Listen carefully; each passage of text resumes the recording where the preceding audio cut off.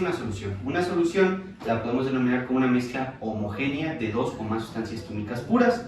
Esta contiene ciertas características, las cuales son que, lógica, tiene un soluto y un solvente. El soluto y el solvente no los podemos separar mediante procesos físicos, los cuales son el tamizado y la decantación. Como es una mezcla homogénea, no se puede ver sus componentes a simple vista, lo que para poder separar el soluto y el solvente, ocupamos procesos químicos, los cuales son la destilación y la cristalización.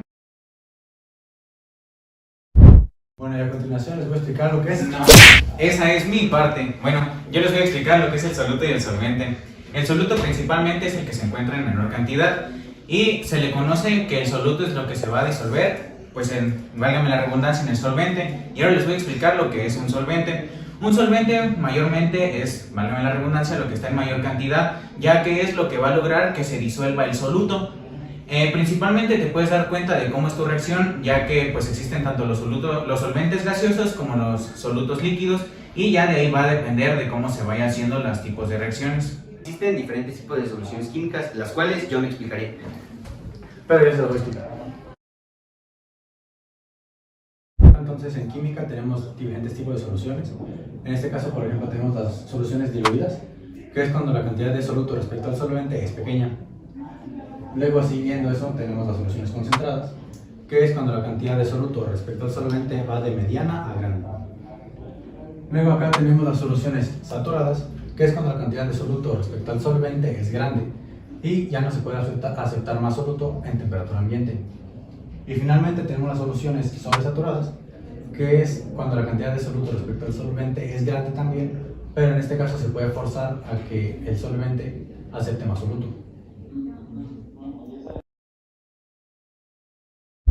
Quiero explicar lo que son las concentraciones. Para empezar, debemos saber la definición de concentración. La concentración es la cantidad de soluto que hay en una solución. Y ahora hay dos tipos de concentraciones, como lo pueden ser, que tienen características cualitativas. Las características cualitativas son aquellas que no dependen de números, básicamente no tienen constancias numéricamente, sino más observatorias.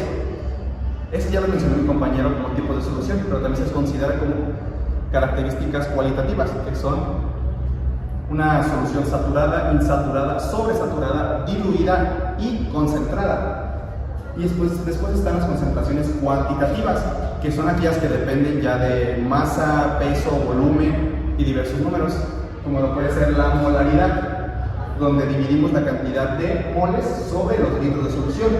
Después está la molaridad, donde dividimos lo que son los moles sobre los kilogramos de disolvente. También tenemos la normalidad, que es la cantidad de moles de equivalencia en gramos sobre litros de solución. Y la formalidad, que es igual los moles sobre el volumen en litros de solución. También hay otros como puede ser la fracción molar. La fracción molar se obtiene de la división de los moles de soluto sobre los moles totales. Después está el porciento mol. El porciento mol básicamente es la fracción molar multiplicada por 100.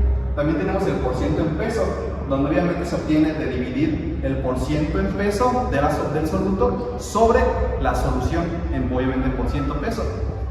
Después está el porciento volumen, igual, el porcentaje es la división obtenida del volumen del soluto en porcentaje sobre el volumen de la solución. La relación peso-volumen básicamente es la división entre estas dos, mientras que las partes por millón es la cantidad de miligramos que hay por kilogramo de solución. Buenos días, compañeros. Aquí tenemos un problema, que es el experimento que realizamos, que se disuelve en 30 mililitros de agua 20 gramos de cloruro de sodio, y lo que ocupamos es hallar la molaridad y la normalidad. Aquí tenemos las dos fórmulas. Para la molaridad son los moles de soluto entre los litros de solución, y para la normalidad son el número equivalente de gramos entre los litros de solución. Como primer paso, aquí hay que anotar los datos de nuestro problema, que son 20 gramos de cloruro de sodio y 30 mililitros de agua. Los 30 mililitros los vamos a pasar a litros para que sea más fácil. Ok, para los moles de soluto hay que sacar primero el peso molecular. Aquí tenemos el peso del sodio, son 23 gramos sobre mol, y del cloro son 35.45 gramos sobre mol. Se hace la suma y nos da 58.45 gramos de mol. Para los moles son los gramos entre el peso molecular. Tenemos 20 gramos de nuestro soluto entre el peso molecular, que son 20 gramos entre 58.45 gramos sobre mol, y nos da a 0.3421 moles. Ok, para la molaridad aquí tenemos la fórmula, que son los moles de soluto entre los litros de solución. Son 0.3421 moles entre 0.3 litros. Al hacer la división nos da que es 1.1403 periódico moles sobre litros. ¿Okay? Para la normalidad tenemos la fórmula, que es un mol de cloruro de sodio es igual a un equivalente en gramos. Entonces son 0.3421 moles por un equivalente de gramos entre un mol. Se hace una regla de 3 y ese es el resultado que nos da 0.3421 equivalente de gramos. Se utiliza la fórmula que son 0.3421 equivalentes gramos entre los litros de solución, y el resultado que nos da es 1.1403 periódico de normalidad. El día de hoy les voy a explicar cómo hallar la molaridad en la forma unidad de 3.38 gramos de nitrato de plata disuelta sobre litro de agua. Primero, la formalidad la calculamos con esta fórmula, son los moles. Para calcular los moles ocupamos esta fórmula, que es el gramaje de nuestro nitrato de plata entre la masa molecular. ¿Cómo sacamos la masa molecular del nitrato de plata? Bueno, el nitrato de plata se conforma lógicamente de plata, nitrógeno y oxígeno. Cada uno de estos tiene masa atómica. La masa atómica de la plata es de 107, la del nitrógeno es de 14 y la del oxígeno es de 16. Ojo, aquí el oxígeno tenemos 3, entonces multiplicamos 16 por 3, el trato de derecho, más 107 de la plata, más 14 de nitrógeno, nos da como un resultado de 169 gramos sobre mol. Ya teniendo los moles, ahora sí, ya podemos calcular los moles. Ahora, ya teniendo la cantidad de moles, ya podemos calcular la formalidad, que son los moles que ya tenemos, que es 0.02 moles entre los litros de solución. El litro, pues es un litro, entonces sustituimos estos valores de la fórmula y nos da como resultado 0.02 moles entre litros de solución. Ahora, para calcular la molaridad es muy sencillo. Tenemos esta fórmula, que son los moles que ya tenemos aquí entre los kilogramos de disolvente. Aquí tenemos litros, aquí tenemos kilogramos. Prácticamente equivalen a lo mismo, entonces solo hacemos la sustitución de la fórmula y nos sale 0.02 moles entre un kilogramo, nos da como un resultado de 0.02 moles sobre kilogramos. Bueno, en el día de hoy lo que vamos a hacer va a ser una experimentación acerca de las soluciones químicas, que en este caso son insaturadas, saturadas y sobresaturadas. Para esa experimentación lo que vamos a ocupar van a ser vasos con agua y sal, y en este caso van a ser 2 cucharadas. Lo primero que vamos a hacer es, en el primer vaso le vamos a poner una cucharada sopera de sal, lo que vendría siendo aproximadamente 20 gramos. Y vamos a proceder a mezclar.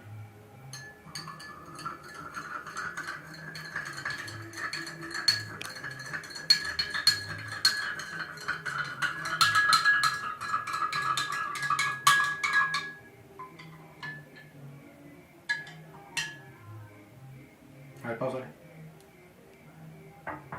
En el siguiente vaso lo que vamos a hacer es agregar, en este caso, 3 cucharadas de sal.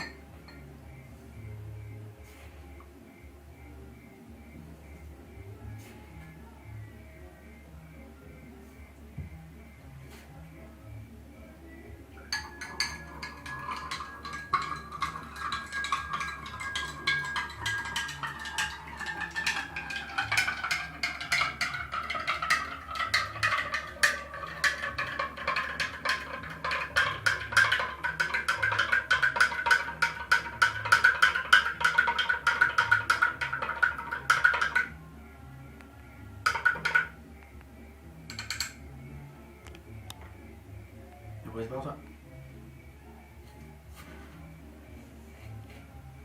En el siguiente vaso lo que vamos a hacer es colocar, en este caso van a ser 5 cucharadas de sal.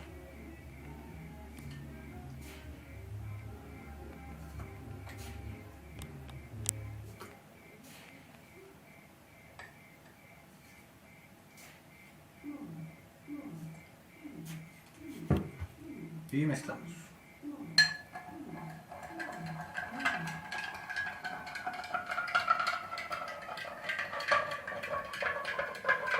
Finalmente, en el cuarto y último vaso vamos a agregar 7 cucharadas de sal.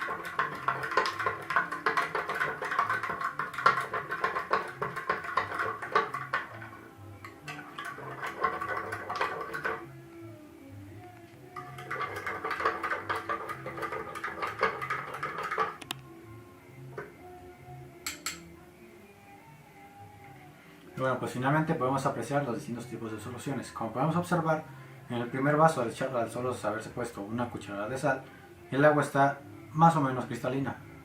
En el segundo vaso ya se empieza a ver que está un poco más saturada el agua de sal, pero todavía no está lo suficientemente saturada para que se note completamente blanca. En el tercer vaso podemos ver inclusive que aquí en el fondo hay algunos fragmentos de la sal, pero sí y ya está empezando a saturarse. Y finalmente en el cuarto y último vaso podemos apreciar que el agua está completamente saturada y que ya no puede recibir, ya no se puede mezclar el agua y la sal. Y eso sería todo de mi parte. Muchas gracias.